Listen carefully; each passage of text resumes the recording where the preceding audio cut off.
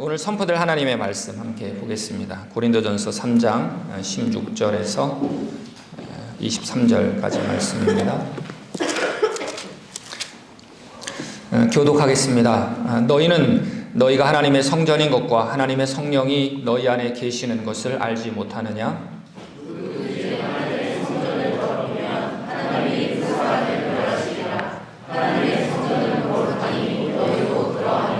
아무도 자신을 속이지 말라. 너희 중에 누구든지 이 세상에서 지혜 있는 줄로 생각하거든 어리석은 자가 되라. 그리하여야 지혜로운 자가 되리라. 이 세상 지혜는 하나님께 어리석은 것이니 이로되나 하나님은 지혜 있는 자들로 하여금 자기에게 빠지게 하시느니라 하였고, 또 주께서 지혜 있는 자들의 생각을 헛것으로 아신다 하셨느니라.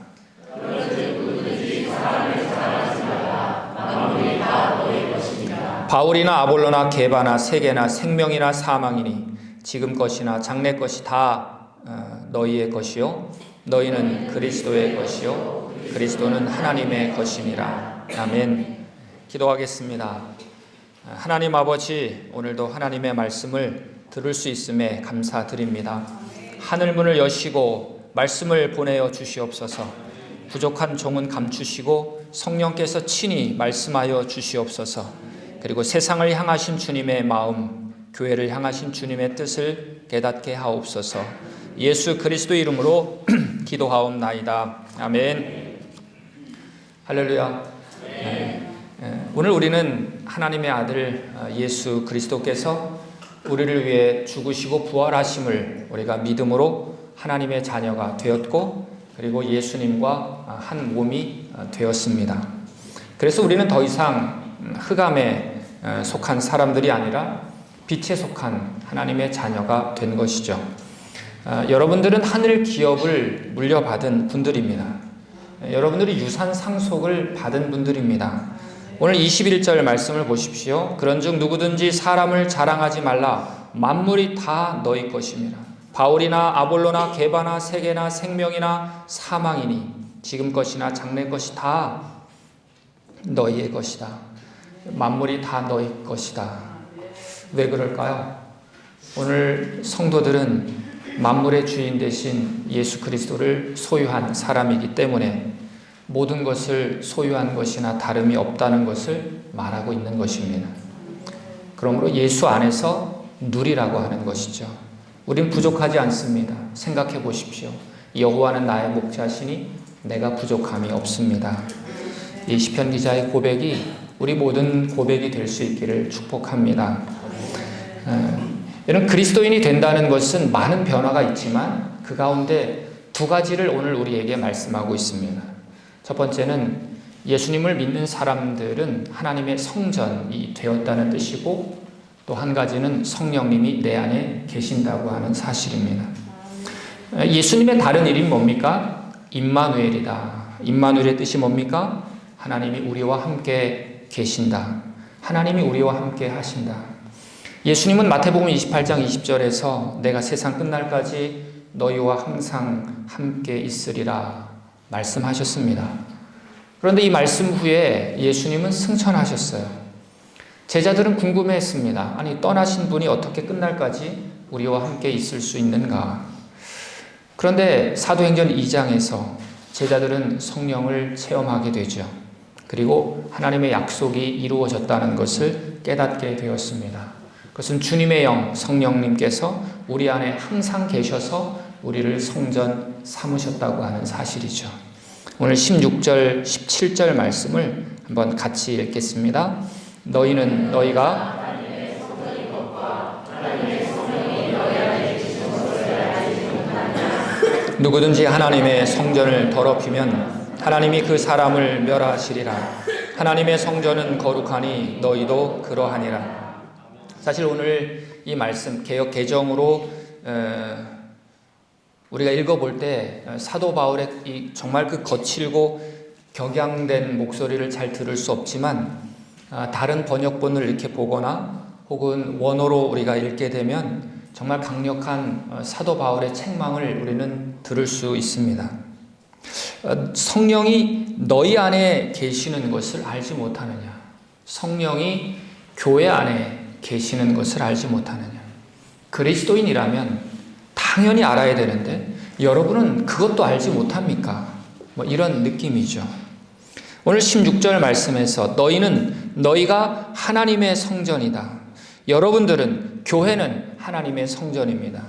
여기서 너희는이라고 했을 때는 사실 개인적인 어떤 의미보다는 공동체적인 의미로 쓰이고 있는 것에 우리는 주목할 필요가 있습니다. 지금까지 사도 바울의 이 문맥을 보았을 때 바울은 계속해서 교회 공동체에 대해서 말하고 있기 때문이죠. 교회는 성령님이 거하시는 성전이다. 이 교회를 건물로 이해해서는 안 되고요. 믿는 자의 무리, 오늘 우리 이 무리가 바로 교회라고 하는 것입니다. 두세 사람이 내 이름으로 모인 곳에 내가 너희와 함께 있겠다.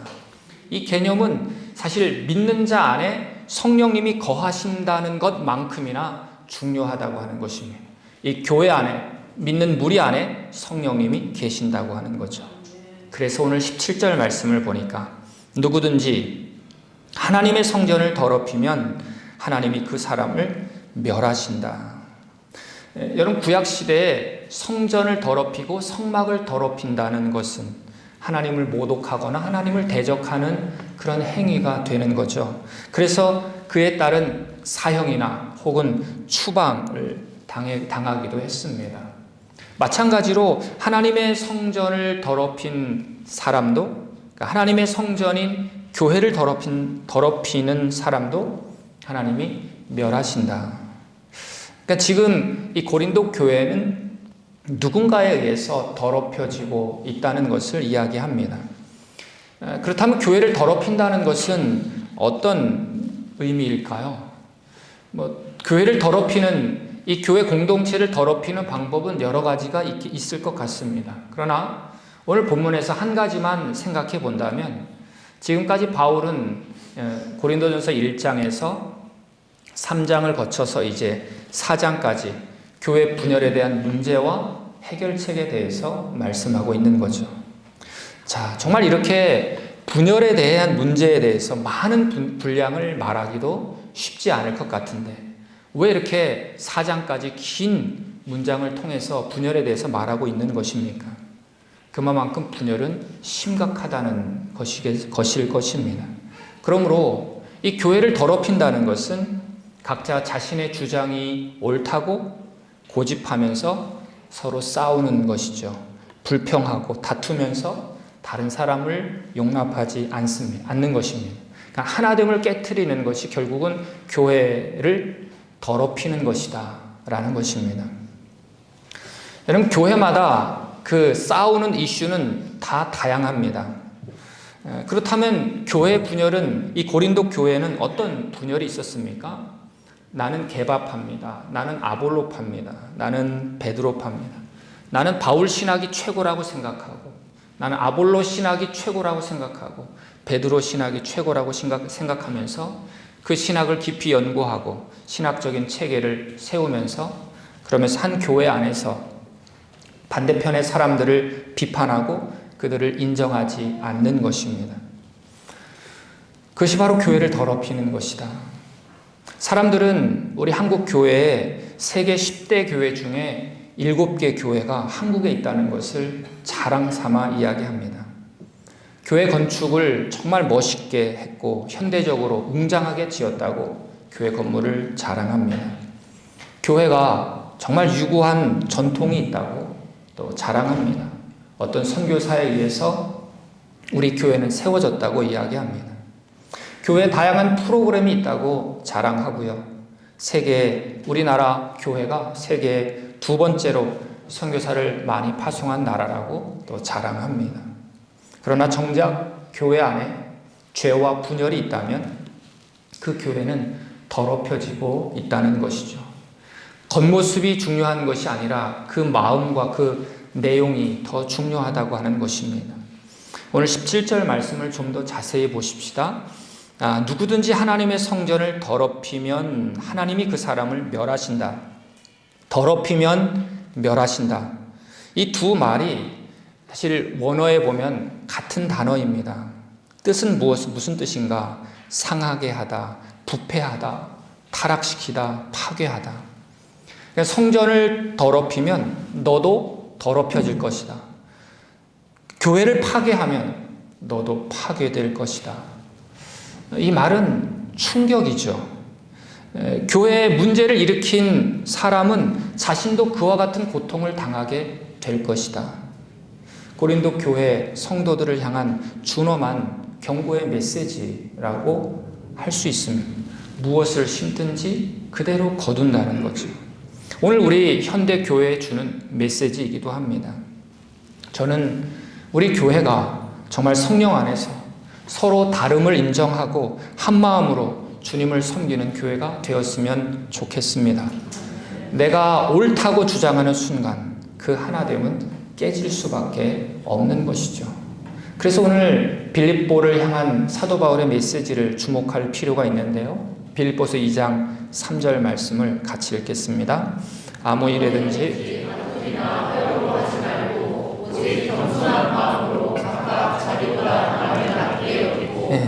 자기보다 남을 낮게 여기라. 우리는 사람을 보면서 나는 그래도 저 사람보다는 낫지, 이런 생각들이 우리 가운데 있을 수 있어요. 그러나 오늘 믿음의 사람들은 그래도 옆에 있는 형제가, 옆에 있는 자매가 나보다 낫지, 이렇게 여기라고 하는 것입니다. 우리 교회에 다양한 세대, 다양한 부류의 사람들이 모이고 있습니다. 물론 생각해 보십시오. 두 사람만 모여도 성격과 의견 차이가 왜 없겠습니까? 부부라고 해도 30년 내내 싸우지 않습니까? 아유, 죄송합니다. 그러나 정말 성령님께서 우리를 하나로 묶어 주셨다고 하는 거죠. 할렐루야. 정말 우리가 서로 사랑함으로 교회가 하나됨을 지켜내는 저와 여러분들 될 수 있기를 축복합니다. 약속할 수 있나요? 사도 바울은 오늘 성전의 기능에 대해서 말씀하고 있는데요. 성전은 어떤 기능을 가지고 있는가? 17절 말씀을 보니까 하나님의 성전은 거룩하니 너희도 그러하다. 하나님의 성전은 거룩하다는 것입니다. 그러니까 너희도 그러하니라. 레위기 11장 45절 말씀을 한번 같이 읽겠습니다.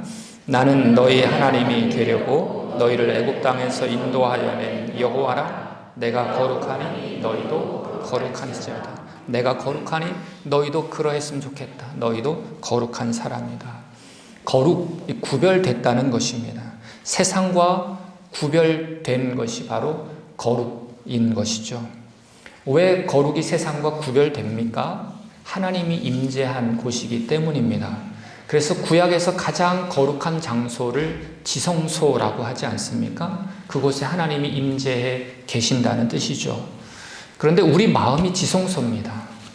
교회가 바로 지성소인 거죠. 성령님이 거하시기 때문입니다. 그렇기 때문에 우리도 거룩한 삶을 살아야 되는데, 우리 골로새서 3장 5절에서 9절까지 말씀을 한번 같이 읽겠습니다. 그러므로 땅에 있는 지체를 죽이라. 곧 음란과 부정과 사욕과 악한 정욕과 탐심이니 탐심은 우상 숭배니라. 이것들로 말미암아 하나님의 진노가 임하느니라. 너희도 전에 그 가운데 살 때에는 그 가운데서 행하였으나 이제는 너희가 이 모든 것을 벗어버리라. 곧 분함과 노여움과 악의와 비방과 너희 입에 부끄러운 말이라. 너희가 서로 거짓말을 하지 말라. 옛사람과 그 행위를 벗어버리고. 아멘. 이런 것들이 하나님의 전인 성전을 더럽히는 행동이라는 거죠. 여기에 사실 걸리지 않은 사람들이 누가 있겠습니까? 사실 오늘 우리의 힘으로는 이 성전을 깨끗하게 할 능력이 없습니다.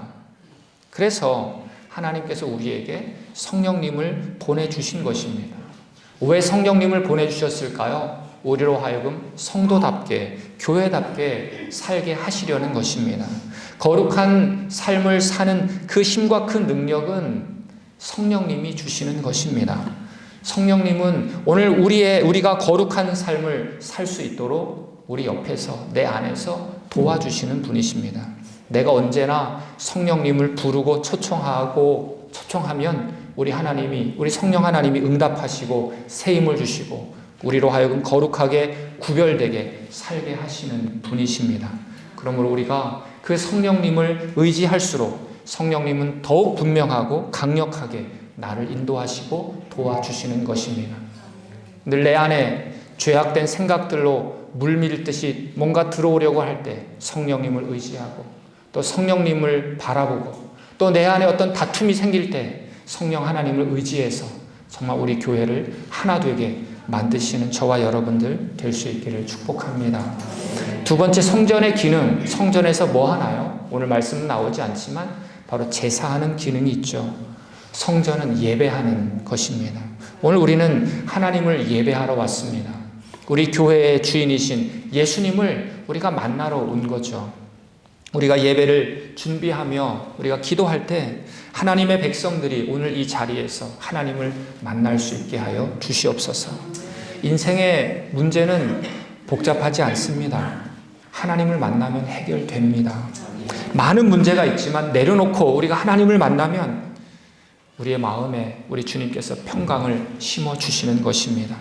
그렇기 때문에 예배는 정말 파워풀한 것이죠. 힘이 있는 것입니다. 그 예배 가운데 하나님을 만난 사람들의 얼굴을 보십시오. 환하게 빛나지 않습니까? 오늘 우리가 정말 주님 만나기를 갈망한다면 주님은 오늘 우리를 만나주십니다. 오늘 예배를 통해서 주님 만남으로 우리의 인생이 새롭게 또한 변화될 수 있기를 또한 축복합니다. 오늘 18절에서 23절까지의 말씀은 바울은 지금 이 고린도 교회가 안고 있는 그 문제의 원인을 우리에게 이야기해 주고 있습니다. 그것은 성도들이 하나님의 백성이라고 하면서 이 세상의 지혜를 하나님의 지혜보다 더 앞세우는 것입니다.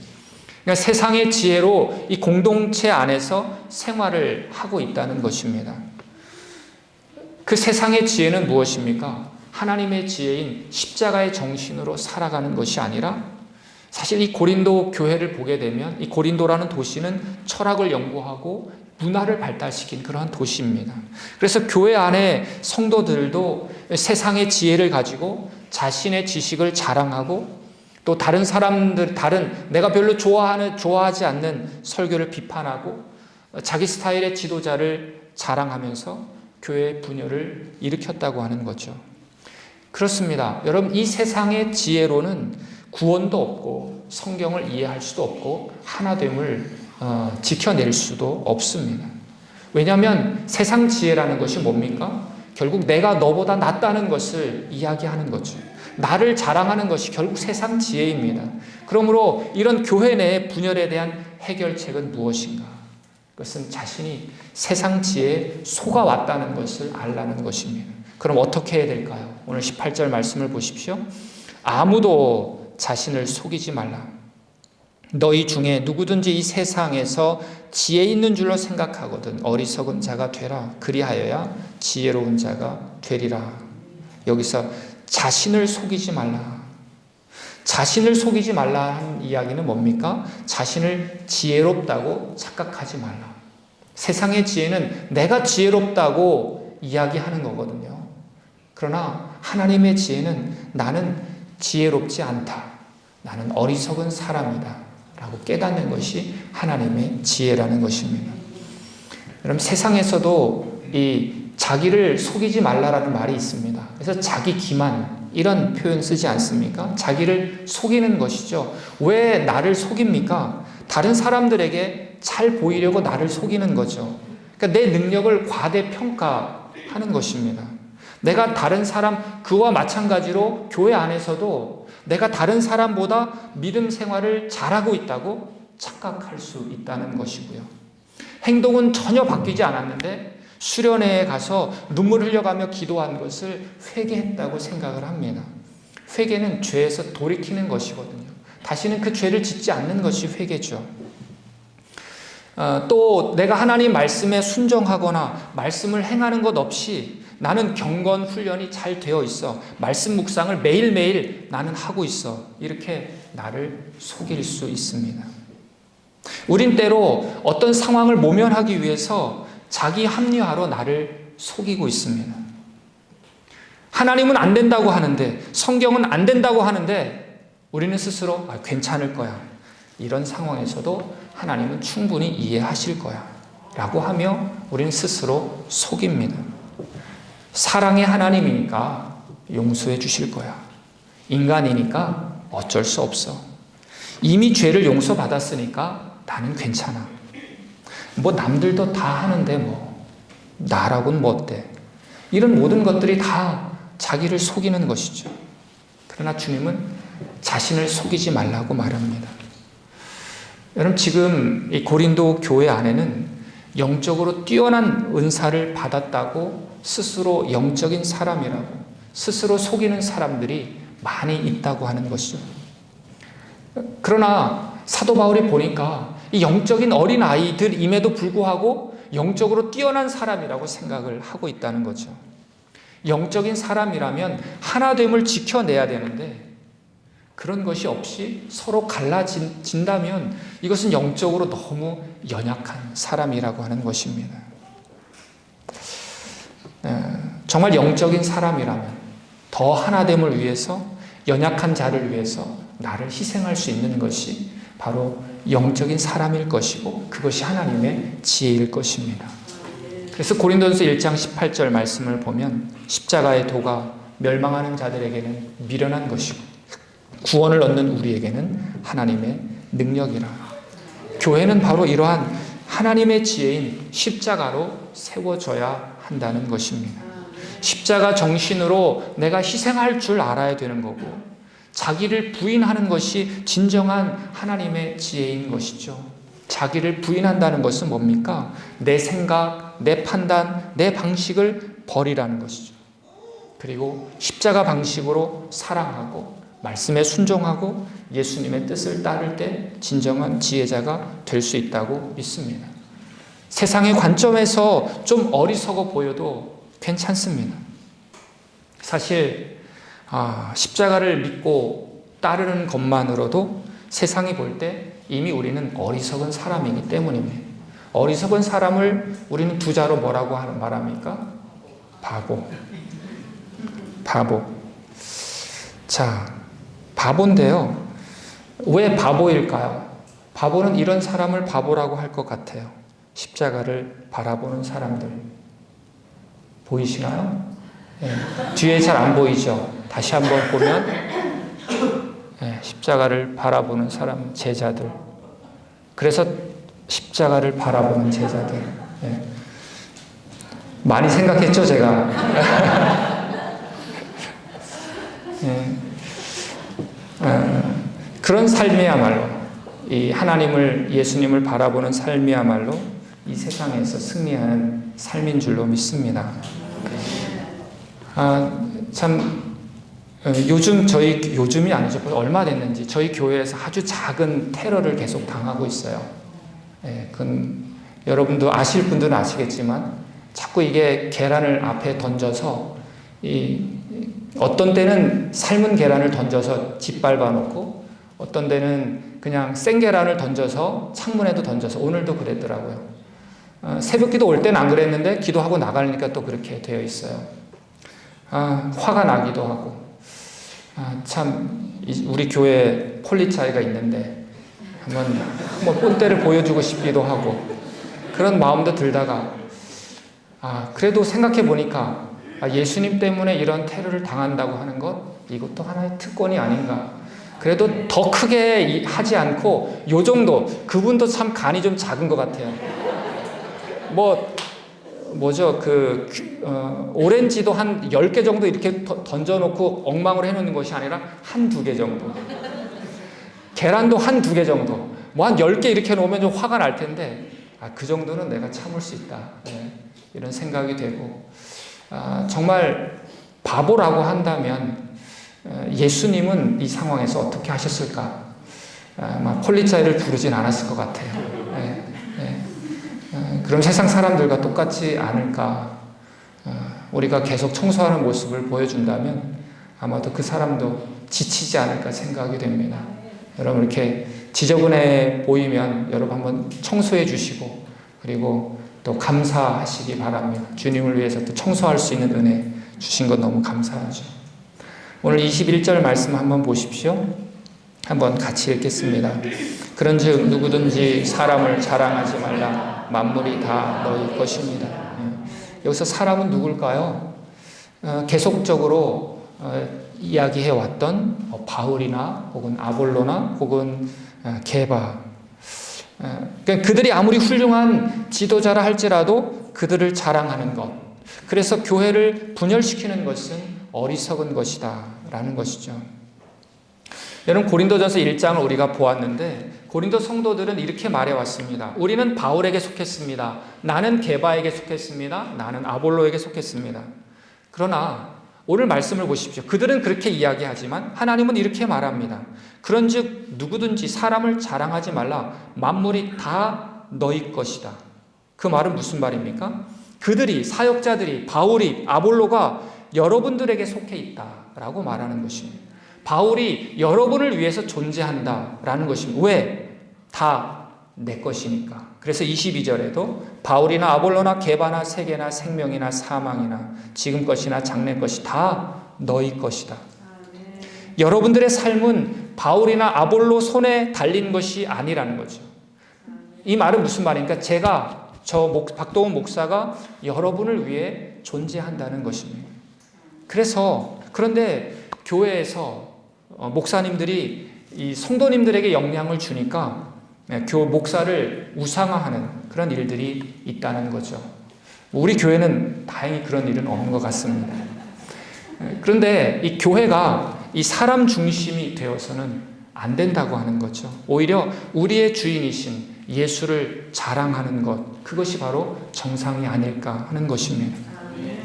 물론 사도 바울도 이런 말을 했죠. 나를 본받으라.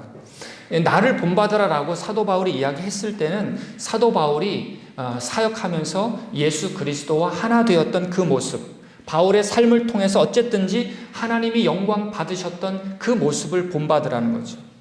오늘 고린도전서 2장에서 사도 바울이 지쳐있고 두려워 떨던 모습까지 본받을 필요는 없는 거죠. 히브리서 11장에 그 나오는 믿음의 선진들도 역시 오늘 저와 여러분들을 위해 주어졌다고 하는 거죠. 믿음의 삶을 살기 위해서 한 예로 제시한 거지, 오늘 그들을 아브라함, 다윗, 사무엘, 그들을 영웅시할 필요는 없다는 거죠. 목사님들 중에 달변가들이 많이 계십니다. 아볼로처럼 성경을 잘 알고 언변이 뛰어나서 성도님들을 때로는 울리기도 하고 웃기도 하게 하는 분들도 많이 있습니다. 그렇다고 해서 이 성도들이 목사를 자랑하지 말라는 것입니다. 베드로처럼 질병을 치유하는 사역자들도 많습니다.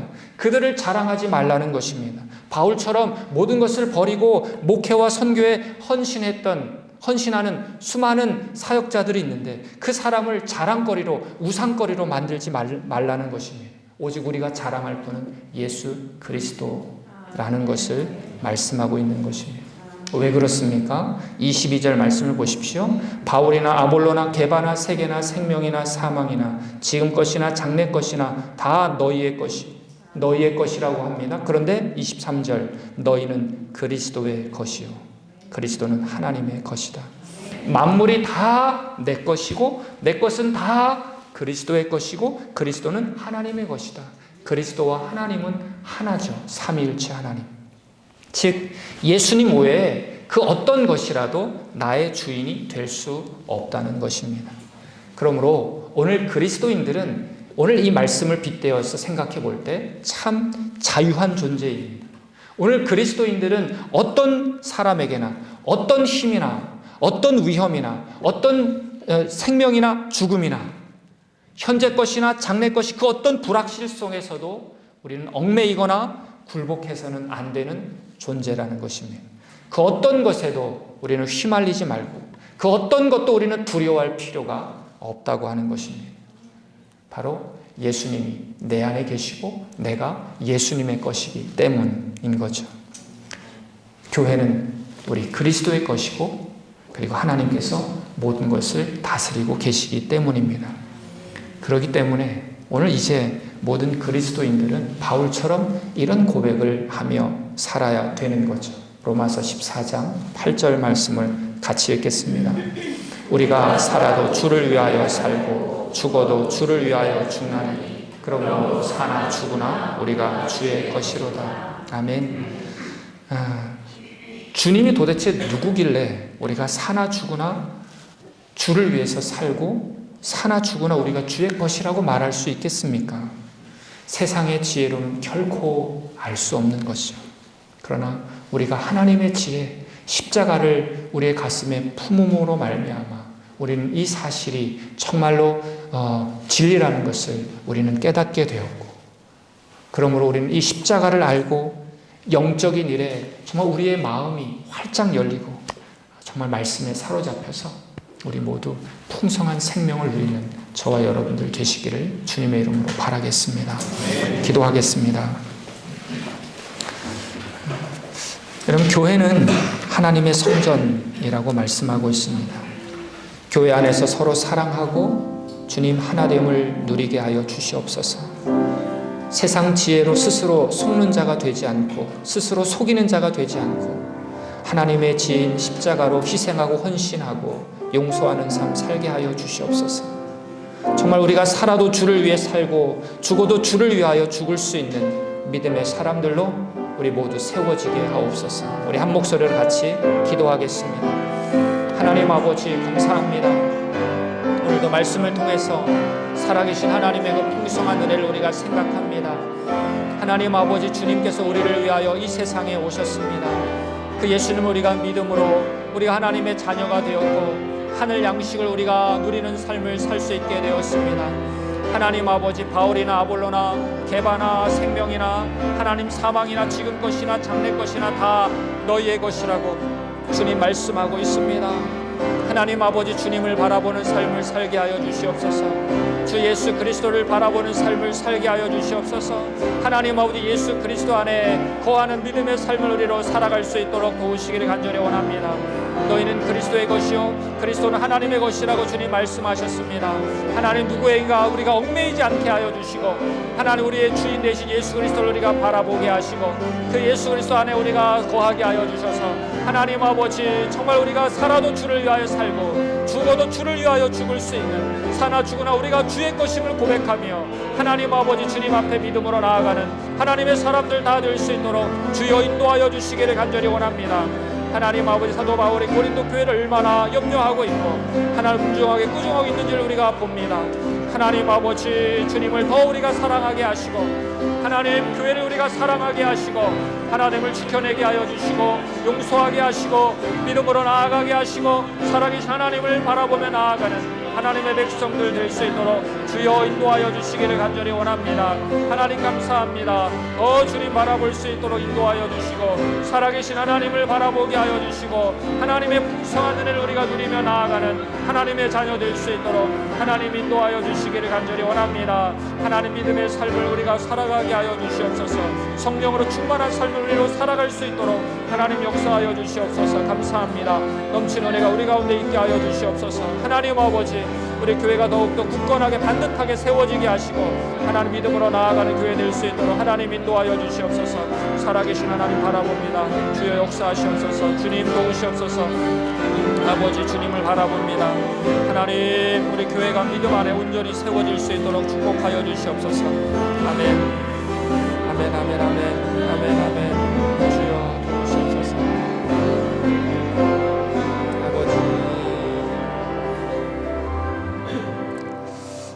하나님 아버지, 오늘도 사도 바울이 고린도 교회를 얼마나 염려하고 있고 엄중하게 꾸중하고 있는지를 보았습니다.